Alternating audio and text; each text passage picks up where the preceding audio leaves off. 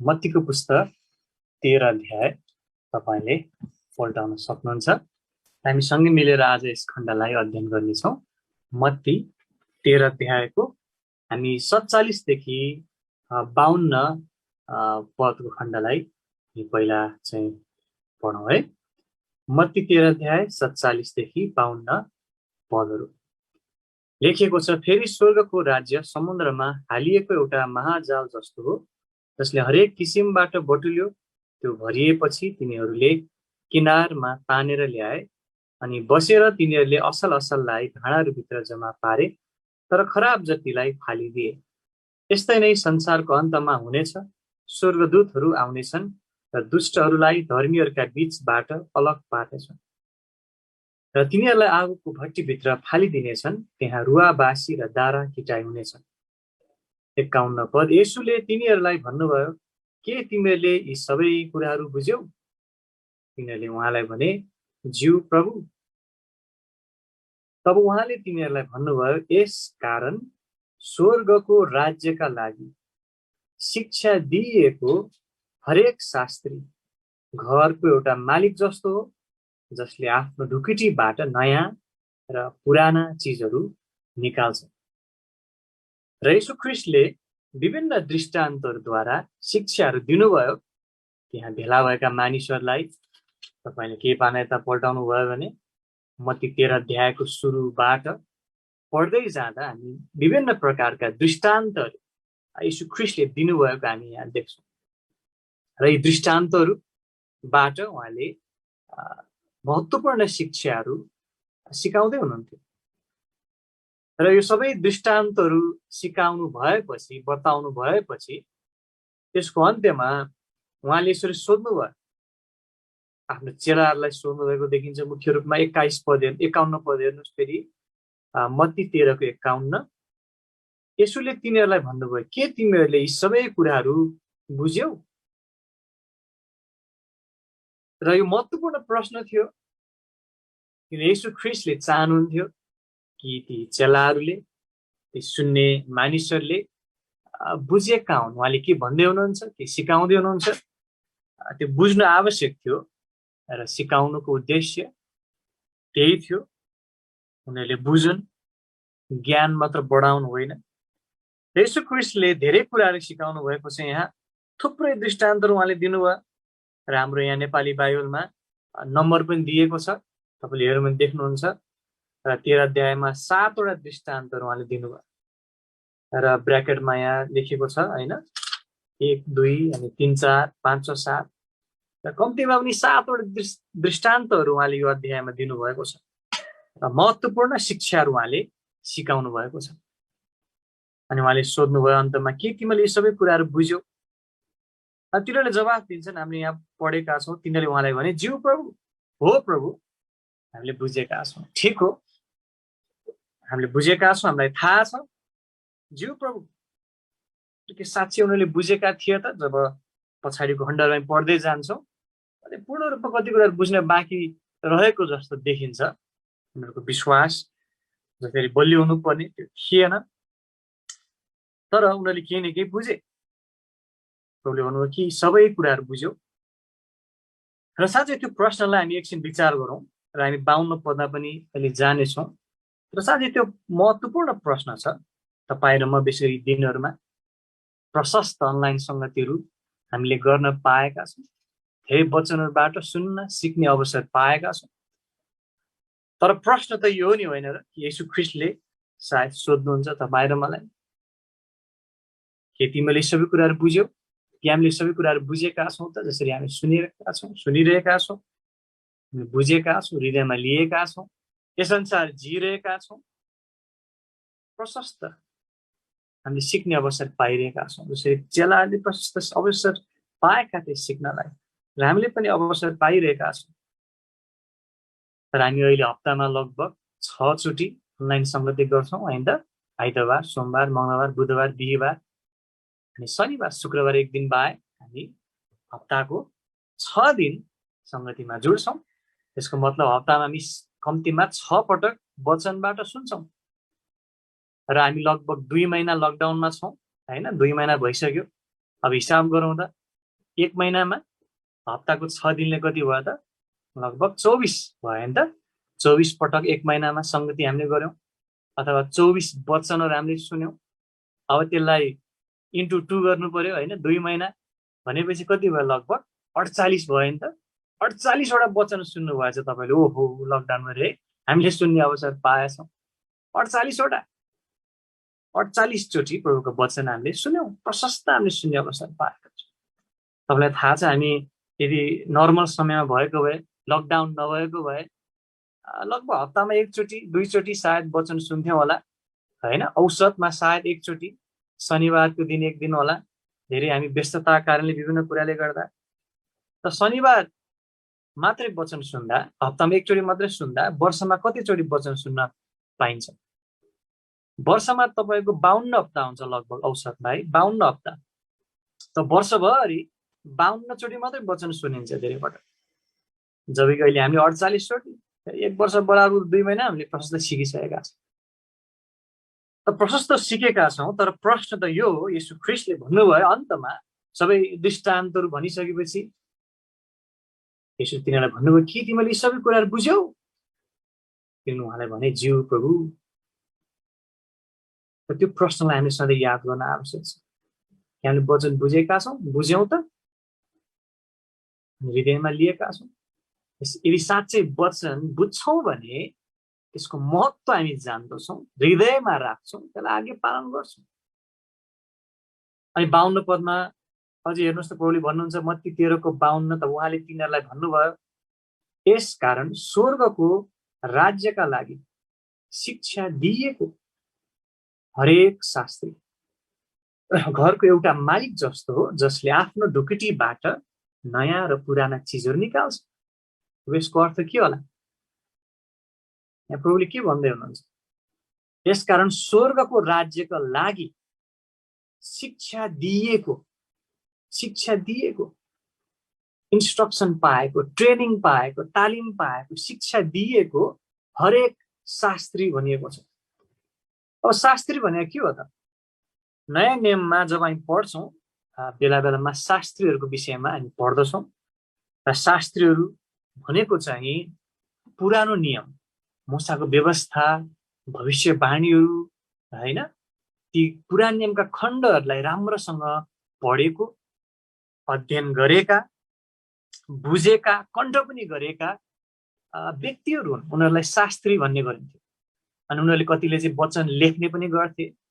अहिलेको जस्तो printer, photocopy गर्ने समय, चलन, अवस्था त्यति बेला थिएन। त हातैले नै एउटा पुस्तक अनि आफू पुस्तकमा सार्ने हो। त शास्त्रीहरूले त्यो जिम्मा लिँदथे। त शास्त्री भन्ने साथ के बुझिन्छ त? परमेश्वरको वचनलाई एकदम राम्रोसँग बुझेका, जानेका व्यक्तिहरू छ। एजरा शास्त्री थिए हैन। र येशू ख्रीष्टको समयमा पनि त्यस समयमा शास्त्रीहरू थिए। तर समस्या के थियो त? यी शास्त्रीहरूले येशू ख्रीष्टलाई मसीह भनेर उनीहरूले मानिलिएनन्। शास्त्रीहरू, फरिसीहरू, सदुकीहरू, उनीहरू येशू ख्रीष्टको विरुद्धमा एक मन भएका थिए। शास्त्रीहरू जसले परमेश्वरको वचनलाई राम्ररी बुझ्नु पर्ने थियो, बुझेका हुनु पर्थ्यो, येशू ख्रीष्टको भविष्यवाणी उनीहरूलाई थाहा हुनु पर्थ्यो, येशूलाई मसीह भनेर जान्नु पर्थ्यो, तर उनीहरूले जानेनन्। र बारम्बार उनले येशूलाई विभिन्न प्रश्नहरू गरेका छन्। जवाफ पाउनलाई भन्दा पनि उहाँलाई फसाउन, उहाँको दोष पत्ता लगाउन, उहाँलाई दोषी ठहराउन उनीहरूले प्रश्न गरेका छन्। तर त्यो शास्त्रीहरूको कुरा गरेको होइन, यहाँ अर्को प्रकारको शास्त्रीको उहाँले कुरा गर्नुभएको छ।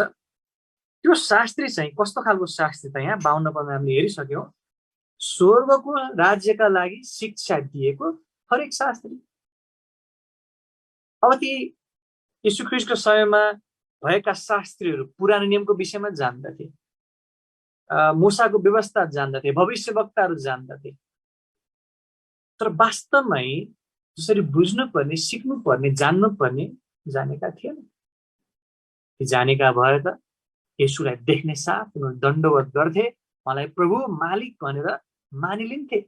तर त्यही शास्त्रीहरू, फरिसीहरू सबै मिलेर उहाँलाई क्रुसमा टङ्गाए। उहाँले के भन्दै हुनुहुन्छ? अर्को प्रकारको शास्त्री जसले चाहिँ स्वर्गको राज्यका लागि शिक्षा उनीहरूले पाएका छन्, तालिम पाएका छन्, वचन राम्ररी बुझेका, स्वर्गको राज्यका लागि शिक्षा दिएको हरेक शास्त्री। अनि त्यस अन्तर्गत त्यहाँ भएका चेलाहरू पनि पढ्न सक्थे, पत्रुस, योहन्ना, याकुब, उनीहरू पनि।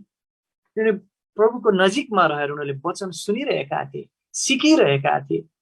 शास्त्रीहरू भनेको परमेश्वरको वचन राम्रोसँग जानेका व्यक्तिहरू, तर साँचो शास्त्री त ती चेलाहरू वास्तवमा थिए, जसले येशूलाई मसीह भनेर चिने, उहाँलाई साँचो रूपमा चिने, वचनलाई राम्ररी बुझे, साँचो रूपमा बुझे। त्यसैले प्रभुले भन्नुभयो स्वर्गको राज्यका लागि, हामी यस पृथ्वीका राज्यका लागि मरिमेट्दैनौँ। हाम्रो उद्देश्य, हाम्रो जोड, हाम्रो ध्यान, हाम्रो प्राथमिकता स्वर्गको राज्य हो, अनन्तता हो, पृथ्वी होइन। र त्यस समयका फरिसी, शास्त्री, सदुकीहरू पृथ्वीकै कुराहरूमा जिउँदथे। मानिसहरूको सम्मान, मान चाहन्थे, मानिसहरूबाट प्रशंसा चाहन्थे। बाइबललाई सही रूपमा बुझ्ने, प्रभुको वचनलाई सही रूपमा बुझ्ने, व्याख्या गर्ने भन्दा पनि खालि मान सम्मान प्रशंसाको लागि थियो। र साँचो शास्त्री यिनीहरू हुन् जसले स्वर्गको राज्यको लागि उनीहरूले शिक्षा पाएका छन्, शिक्षा दिएको छ। तपाईले तल हेर्नुहोस्, फुटनोटमा हाम्रो नेपाली बाइबलमा दिएको भन्ने शब्द अगाडि क भनेर लेखेको छ। अनि त्यस्तो क ख त्यस्तो आयो भने त्यसलाई थप व्याख्या गरिएको हुन्छ तल फुटनोटमा। फुटनोट भनेको बाइबलको तल्लो भागमा होइन। अनि यहाँ लेखेको छ क तल, अथवा चेला बनाइएको, चेला बनाइएको, शिक्षा दिएको। ती जति चेलाहरू, मानिसहरू त्यहाँ थिए, येशू ख्रीष्टको शिक्षा सुनिरहेका थिए, दृष्टान्तहरूबाट, आश्चर्य कर्महरूबाट, विभिन्न तरिकाबाट ख्रीष्टले सत्यता बताइरहनु भएको थियो। उनीहरू स्वर्गको राज्यको लागि शिक्षा पाइरहेका थिए, तालिम पाइरहेका थिए, इन्स्ट्रक्सनहरू पाइरहेका थिए। उनीहरूलाई शास्त्री यहाँ भनिएको छ। अनि उनीहरू चाहिँ को जस्तो त प्रभुले भन्नुभयो, हेर्नुहोस् त फेरि 52 पद, यस कारण स्वर्गको राज्यका लागि शिक्षा दिएको हरेक शास्त्री घरको एउटा मालिक जस्तो। को जस्तो रहेछ? घरको एउटा मालिक जस्तो। एउटा घर हुन्छ, घरमा मालिक छ, अथवा घरको मूल व्यक्ति हो हैन, घरको एउटा मालिक जस्तो हो। अनि अझै लेखिएको छ जसले आफ्नो ढुकुटीबाट, ढुकुटी भन्ने जुन यहाँ शब्द छ यसलाई धन भनेर पनि अनुवाद भएको छ विभिन्न ठाउँमा।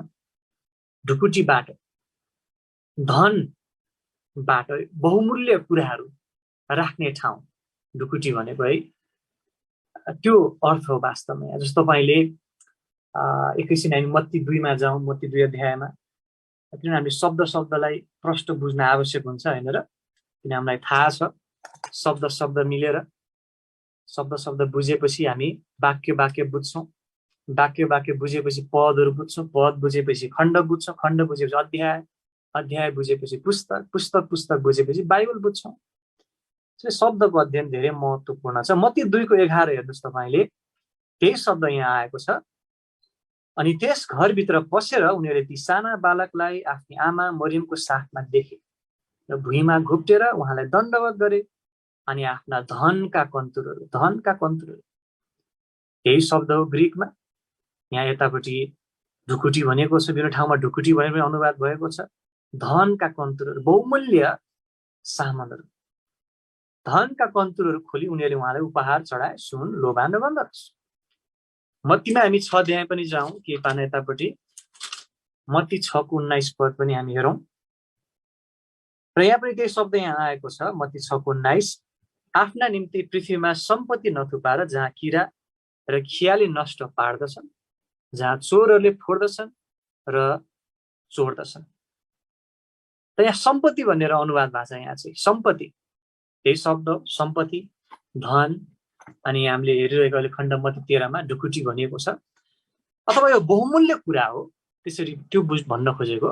यो कुनै चाहिँ ढुकुटी भनेको एउटा भण्डार गर्ने ठाउँ, अथवा फोहोरहरू भण्डार गर्ने, अथवा सामान्य कुरा भण्डार गर्ने देखिँदैन। बहुमूल्य कुरा भण्डार गर्ने, एकदमै बहुमूल्य बहुमूल्य कुरा, हैन? हिरा मोती सुन चाँदी राख्ने भण्डार हो। ढुकुटी त ढुकुटी, तर एकदम बहुमूल्य कुराहरू राख्ने ढुकुटी देखिन्छ। धन सम्पत्ति बहुमूल्य कुराहरू। त फेरि हामी मत्ती 13 मा फर्कौं। यसकारण स्वर्गको राज्यका लागि शिक्षा दिएको हरेक शास्त्री घरको एउटा मालिक जस्तो, जसले आफ्नो ढुकुटीबाट, त्यो बहुमूल्य छ, नयाँ र पुराना चिजहरू निकाल्छ। यसको अर्थ के हो? नयाँ र पुरानो चिज निकाल्छ भनेको छ फोहोर कपडा अनि सफा कपडा निकाल्छ, पुरानो कपडा नयाँ कपडा निकाल्छ, त्यो भन्न खोजेको होइन। हामी के देख्छौँ त यहाँ? जब तपाईले मत्तीको पुस्तक हेर्नुहुन्छ, विशेष गरी मत्तीको पुस्तकमा हामीलाई प्रश्न पारिएको छ कि पुरानो नियम जति पनि छ, पुरानो नियमका खण्डहरू, ती भविष्यवाणीहरू येशू ख्रीष्टमा पूरा भएका छन्। त्यो कुरा हामीलाई मत्तीमा प्रश्न पारिएको छ। पुरानो नियममा भविष्यवाणी गरिएको मसीह राजा येशू ख्रीष्ट हो नयाँ नियममा आएर। त पुरानो नियम र नयाँ नियमलाई संकेत गरिएको यहाँ देखिन्छ। पुरानो कपडा नयाँ कपडा, पुरानो थोक नयाँ थोक भन्दा पनि पुरानो नियम नयाँ नियम। शास्त्रीहरू त्यस समयका जति फरिसीहरू थिए, सदुकीहरू थिए, बाइबल अथवा पुरानो नियम जान्छु भन्नेहरू जति थिए त्यहाँ, उनीहरू त्यही पुरानो नियम मात्रै जान्दथे, तर नयाँ नियमका कुराहरू जान्दैनथे। येशू ख्रीष्ट नयाँ कुराहरू सिकाउँदै हुनुहुन्थ्यो। उहाँले भन्नुभयो, तिमीलाई भनेको छ वा तिमीहरूले सुनेका छौ, हत्या नगर्नु। तर म तिमीहरूलाई भन्छु, अब नयाँ कुरा उहाँले दिनुहुन्छ। हत्या मात्र नगर्नु होइन कि के पनि नगर्नु त, आफ्नो भाइलाई घृणा पनि नगर्नु। घृणा गर्नु चाहिँ हत्या बराबर हो। त पुरानो अनि अब उहाँले नयाँ कुराहरू दिनुहुन्छ। नयाँ सत्यताहरू प्रकाश हुँदै त्यहाँ जाँदछ, उहाँले दिनुहुन्छ। अनि प्रेरितहरूबाट उहाँले थप प्रकाश दिनुहुन्छ र पुरानो र नयाँ गरेर आज पूर्ण प्रकाश हामीसँग छ। पुरानो यस अर्थमा कि पुरानो अब त्यो सकियो, काम नलाग्ने त्यो होइन, तर पहिलाको समयमा, अगाडिको समयमा दिइयो, पहिलाको समयमा प्रकट गरियो। नयाँ, त्यसको अर्थ यो चाहिँ अब अर्थ चाहिँ अब यो चाहिँ नयाँ कुरा हो भन्दा पनि अब अहिलेको समयमा, नयाँ समयमा प्रकाश गरियो येशू ख्रीष्टको विषयमा। अथवा येशू ख्रीष्ट भनौँ न, के नयाँ नियममा मात्रै हो त? के येशू ख्रीष्ट नयाँ हो? होइन, उहाँ त उत्पत्तिदेखि नै उहाँले सबै कुरा सृष्टि गर्नुभयो, उहाँ त पुरानो। तर नयाँ यस अर्थमा नयाँ समयमा दिइयो, पुरानो पुरानो समय पहिलाको समयमा दियो। त नयाँ र पुरानो दुवै। अनि नयाँ नियमको खण्डमा हामी त्यो कुरा बुझ्दछौँ। धेरै मानिसहरूको बुझाइ के थियो त्यस समयका यहुदीहरूको पनि? पुरानो नियमलाई मान्नुपर्छ, व्यवस्था कुराहरू पालन गर्नुपर्छ। अनि कतिले फेरि के भन्ने, होइन अब पुरानो नियम व्यवस्था अथवा विशेष गरी पुरानो नियमका खण्डहरू मतलब छैन, नयाँ नियमलाई मात्र पालना गर्नु। त्यो पनि होइन। आज पनि कतिले त्यसरी विचार गर्लान्, पुरानो नियम त खासै पढ्नु पर्दैन, नयाँ नियम मात्रै पढ्यो हुन्छ। अनि बाइबल पनि नयाँ नियमको मात्रै पुस्तक बोकेर कतिले हामी हिँडौँला, होइन? तर त्यो होइन, दुवै महत्त्वपूर्ण छ। दुवै प्रभुको वचन हो। पुरानो नियम नयाँ नियम मिलेर परमेश्वरको पूर्ण प्रकाश त्यहाँ हुँदछ। त हामी देख्छौँ, अब हामी फेरि हेरौँ 51 र 52 पदलाई। अब सरस्वती फेरि येशू ख्रीष्टले दृष्टान्तहरू शिक्षाहरू प्रशस्त दिनुभयो र उहाँले सोध्नुभयो कि तिमीले कुरा बुझ्यौ? बुझ्नु महत्त्वपूर्ण थियो। अनि 52 पद उहाँले थप भन्नुभयो, यसकारण स्वर्गको राज्यको लागि शिक्षा दिएको हरेक शास्त्री घरको एउटा मालिक जस्तो, जसले आफ्नो ढुकुटीबाट नयाँ र पुरानो चिजहरू निकाल्छ। उसले बहुमूल्य सम्पत्तिहरू पाएको छ, त्यो शिक्षाहरू पाएको छ, अनि उसले अब त्यो निकाल्न सक्छ। आफ्नो व्यक्तिगत प्रयोगको लागि निकाल्छ, अरूहरूलाई बाँड्नको लागि निकाल्न सक्छ।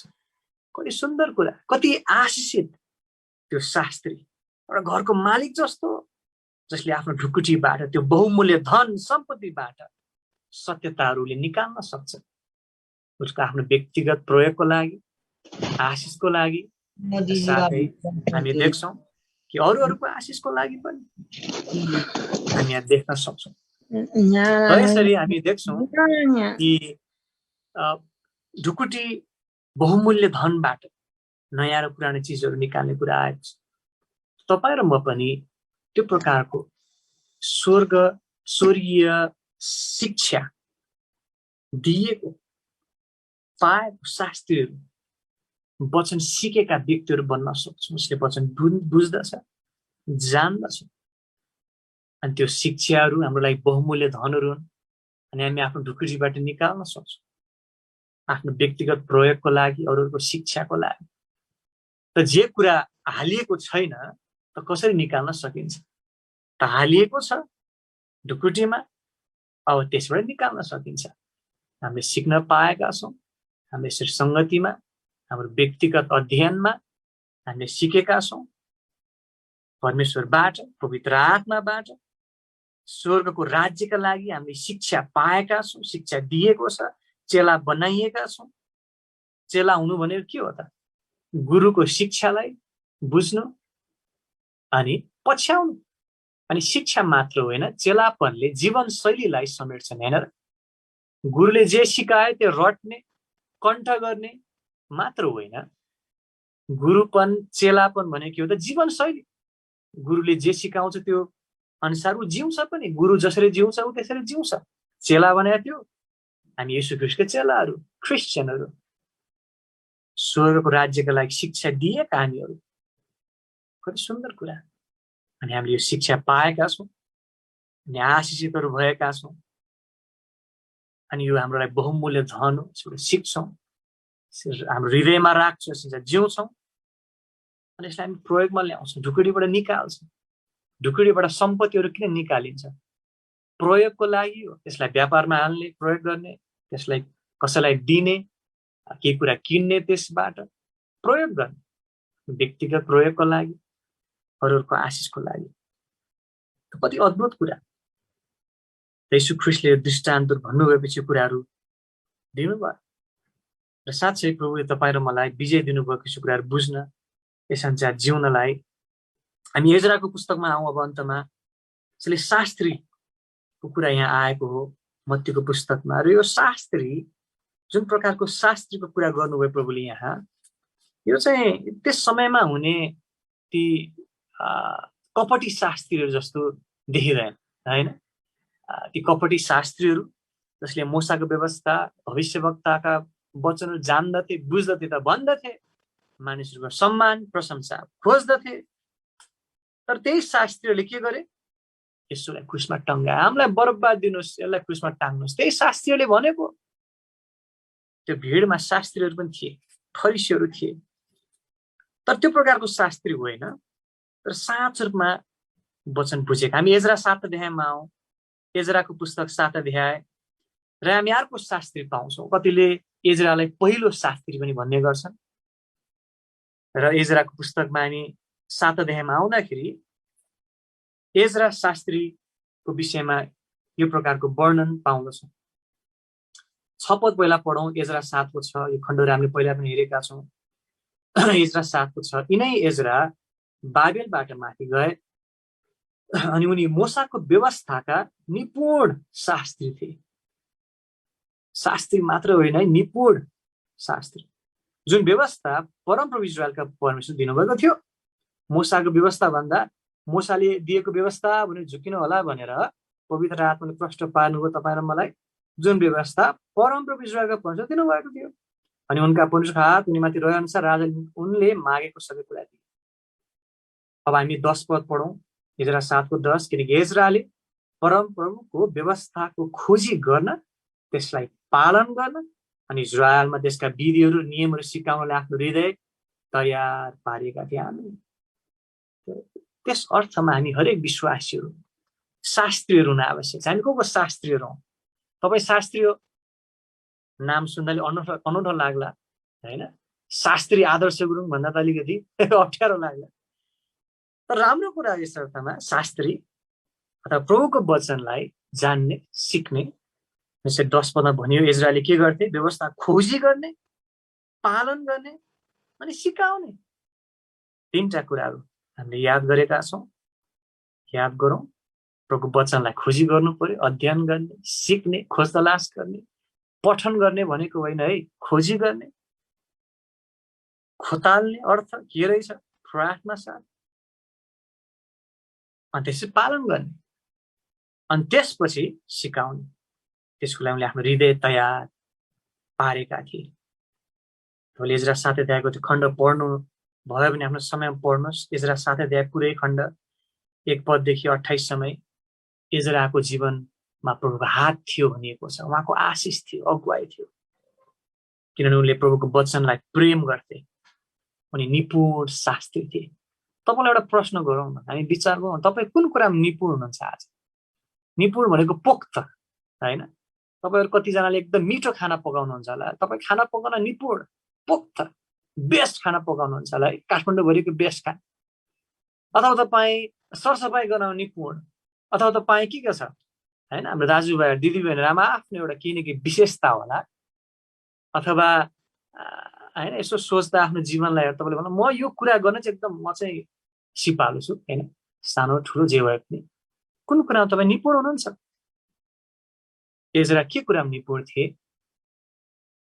परमेश्वरको वचनमा निपुण थिए। त्यसको मतलब उनी सिद्ध थिए होइन, तर त्यसको अर्थ के हो? 10 पदमा वर्णन गरिएको छ। वचन खोजी गर्थे, पालन गर्थे, सिकाउँथे। त आउनुहोस् हामी अन्तमा फेरि मत्ती 13 अध्याय फर्कौँ। त्यसरी प्रभुले तपाईँ र मलाई विजय दिनुभएको होस्। हामी अनलाइन सङ्गतिमा जुटिरहेका छौँ र यो लगभग 2 महिनामा हामीले 48 वटा वचन सुनेका रहेछौँ है। अघि हामीले हिसाब किताब गऱ्यौँ र तपाईँहरूमध्ये धेरैजना सायद हरेक दिन नै जुट्नु भयो, कतिजना अलिकति हरेक दिन सायद जुट्न पाउनु भएन। हरेक दिन जुट्नुभयो भने तपाईँले 48 पटक वचन सुन्ने अवसर पाउनुभयो। हामीले पायौँ त कि हामीले वचनलाई बुझ्यौँ। मत्ती 13:51 यसुले भन्नुभयो, तिनीहरूलाई भन्नुभयो के तिमीहरू सबै कुराहरू बुझ्यौ? तिनीहरूले उहाँले भने ज्यू प्रभु। 52 पद उहाँले तिनीहरूलाई भन्नुभयो यसकारण स्वर्गको राज्यका लागि शिक्षा दिइएको, चेला बनाइएको हरेक शास्त्री घरको एउटा मालिक जस्तो हो, जसले आफ्नो ढुकुटीबाट नयाँ र पुराना चिजहरू निकाल्छ। हालिएको छ, त्यसैले निकाल्न सक्यो उसले, व्यक्तिगत प्रयोगको लागि, अरूलाई बाँड्नको लागि। आउनु सबैलाई धन्यवाद दिउँ र यस जुन अवसर हामीलाई मिलेको छ र हाम्रो आज प्रार्थना यही होस्, हाम्रो जीवनमा अरू कुरामा निपुण हुन नसके तापनि, पोख्त हुन नसके तापनि प्रभुको वचनमा निपुण पोख्त हुने उद्देश्य राखौँ। त्यसो गर्दा कस्तो हुन्छ होला है? त्यो हामी बोझ लियौँ, त्यसमा आशिष ठुलो छ।